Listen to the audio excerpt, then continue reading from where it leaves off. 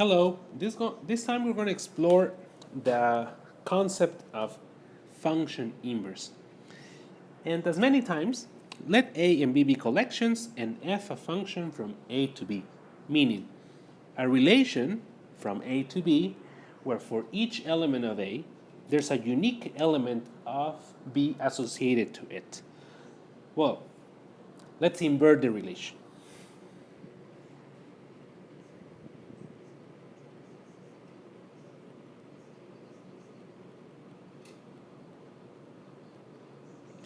You say, well, wait a second.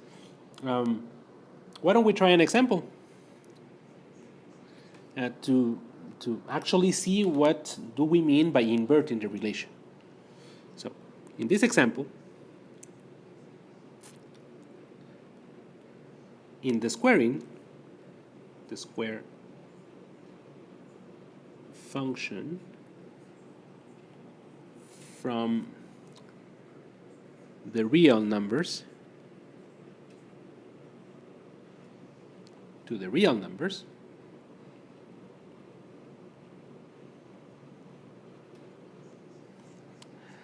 well, we can see that 3 is related to 9. Why is this?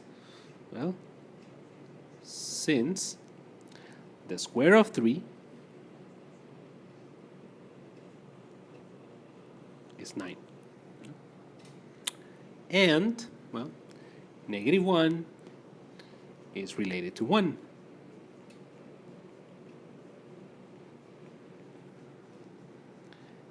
In the inverse, we just exchange positions.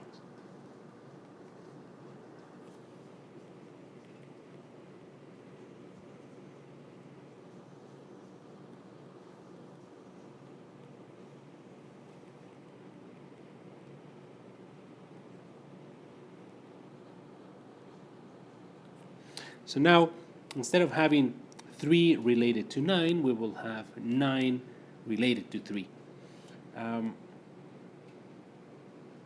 And instead of having negative 1 related to 1, we now have 1 related to negative 1.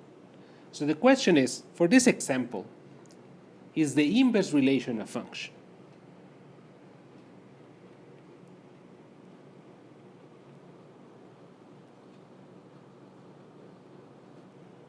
The square.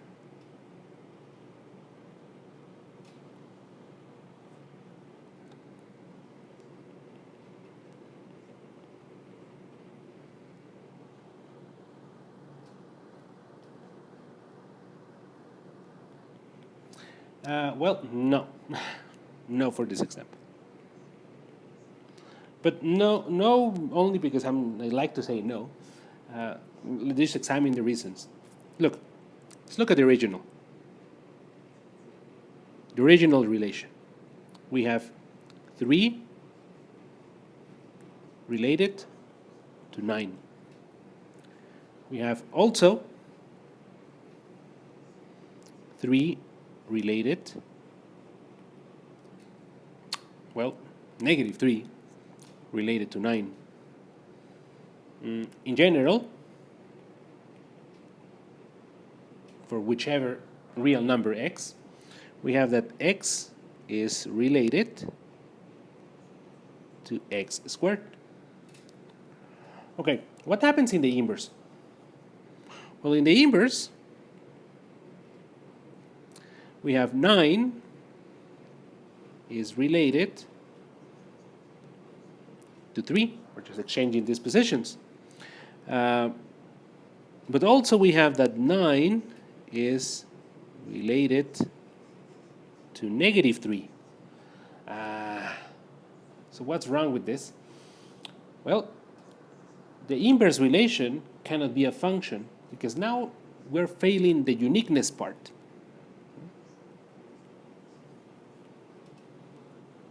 Remember, whenever we have an element from the domain related to something in the codomain, it relates in a unique way. But here we have 9 related to 3, and also 9 related to negative 3, and certainly negative 3 and 3 are different real numbers. Well, But not only that, it's also a problem with existence. If we go back to this thing, when we say that any number x is related in the original relation, the function, to x squared, well, something that we have to observe is this, that also x squared is greater or equal than 0. Well, we know this by rules of arithmetic. So what is this telling us? Well, this is telling us that -1, which is a negative number, is not related to anything.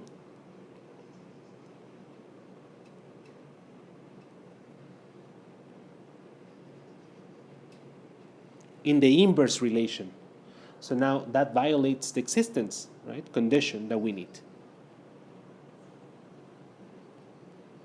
Remember, every single element of the domain should be related to something in the codomain. And we're demonstrating here an example that violates the two conditions. It might be that only violates one of them, right? But once that happens, we're done. Okay, let's look at another example.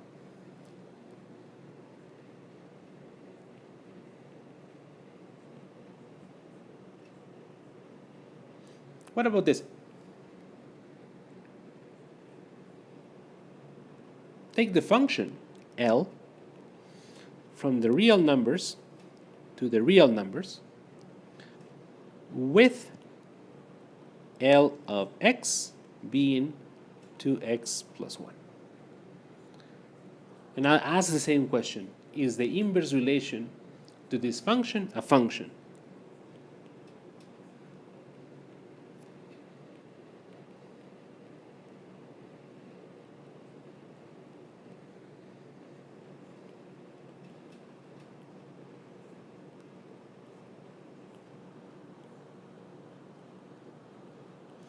Well, let's see. Why don't we start like this? I'm going to write y equal to 2x plus 1. Because I'm thinking of this. I'm thinking of x as the input, and I'm thinking of y as the output. And I want to answer this. Can I recover the input by observing only the output? And then I also want to answer this. Is every codomain element an output? Well, let's see if we can answer these two questions simultaneously. Let's see. The thing is that whenever I write this, and I'm thinking of real numbers, I can equivalently write the following. I can say that y minus 1 is exactly the same as 2x. I'm just stating two equivalent things. But then I can also say, equivalently, that y minus 1 divided by 2 is the same as x.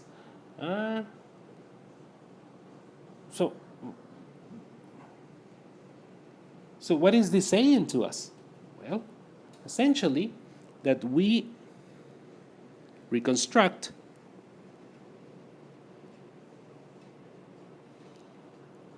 the input uniquely from the output.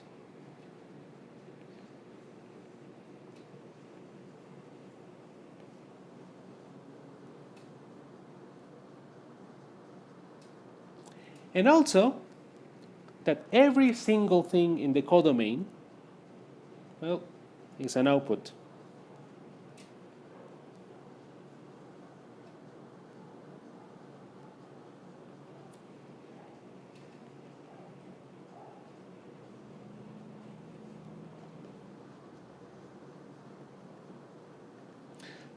Well, in this case, we do have a function. And the function is going to be denoted in this fashion. We have the inverse to L, which is a function from the reals to the reals, where L inverse evaluated at a number y. You see why it's irrelevant? Well, that's why we're saying that every single thing that is in the codomain is actually an output, because we can write it in this fashion. We can say, well, if this is now the inverse, input turns to output and output turns to input, well, this is y minus 1 divided by 2. And we can just write it in this fashion. Okay. Now, Let me ask you a few questions before we finish. Yeah. Compose L with L inverse and L inverse with L, of course. What are these two?